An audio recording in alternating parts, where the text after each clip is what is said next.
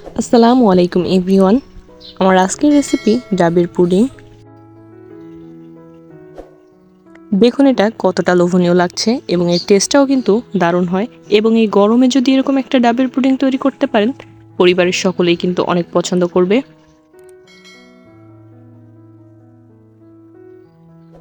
ঠান্ডা ঠান্ডা এরকম ডাবের পুডিং হলে কিন্তু জমে যাবে।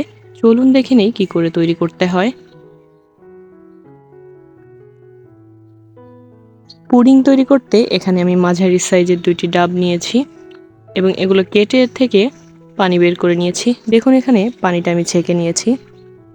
আমার এখানে প্রায় 2.5 কাপের মতো পানি হয়েছে এবং ডাবের ভিতরে যে শাঁসটা থাকে এটাকে এভাবে একটা কুড়ুনির সাহায্যে আমি উঠিয়ে নিচ্ছি।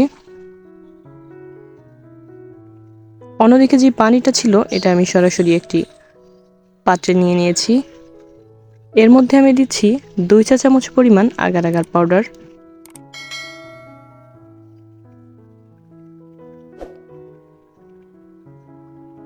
4 চা চামচের মতো দিয়েছি চিনি। এখানে আপনারা টেস্ট বাড়িয়ে বা কমিয়ে দিতে পারেন চিনিটা। এবার এগুলোকে খুব সুন্দর করে মিশিয়ে নিচ্ছি। আমি কিন্তু এখন এটাকে চুলাতে বসিয়ে দেইনি। সম্পূর্ণ মিশানো হয়ে গেলে এ পর্যায়ে এটাকে চুলায় উঠিয়ে দিতে হবে। অন্যদিকে যে ডাবের শাঁসটা ছিল সেগুলোকে এখানে নিয়ে নিয়েছি। এভাবে নেড়ে চেড়ে 2 থেকে 3 মিনিট একটু জাল করে নিতে হবে। খুব বেশি জাল করার প্রয়োজন নেই, জাস্ট কয়েকটা বলক চলে আসলেই হয়ে যাবে।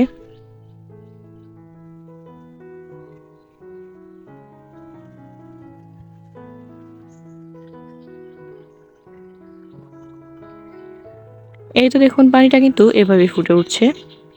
ঠিক একই রকমভাবে নেড়ে চেড়ে 1 মিনিটের মতো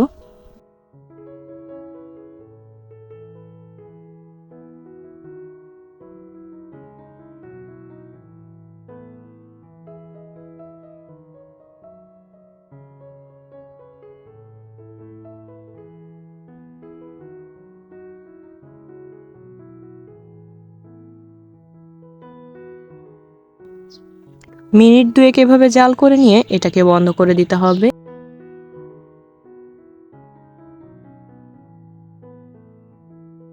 এই তো দেখুন এটা আমি বন্ধ করে দিয়েছি এবং এখানে একটা পুডিং সেট করার পাত্র নিয়েছি। এটাতে সরাসরি গরম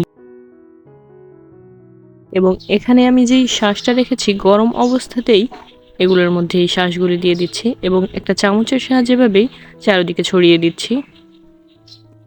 এভাবেই বাইরে রেখে 30 মিনিটের মতো সেট করে নেব এবং 30 মিনিট পর নর্মাল ফ্রিজে রেখে আরও 30 মিনিটের মতো ঠান্ডা করে নেব এবং এরপর এটাকে মোল্ড আউট করে নেব।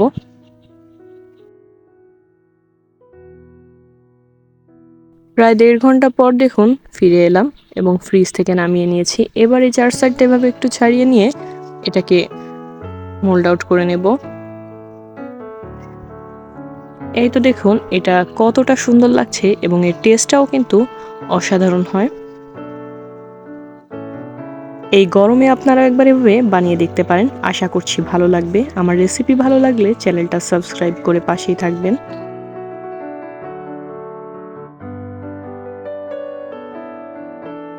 আজ এ পর্যন্তই। সবাই সুস্থ থাকুন, ভালো থাকুন। আল্লাহ হাফেজ।